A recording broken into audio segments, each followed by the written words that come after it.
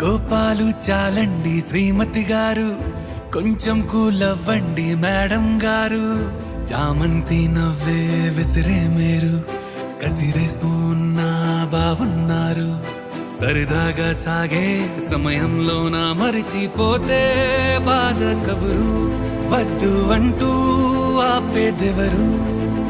కోపాలు చాలండి శ్రీమతి గారు, కొంచెం కూలవ్వండి మేడం గారు.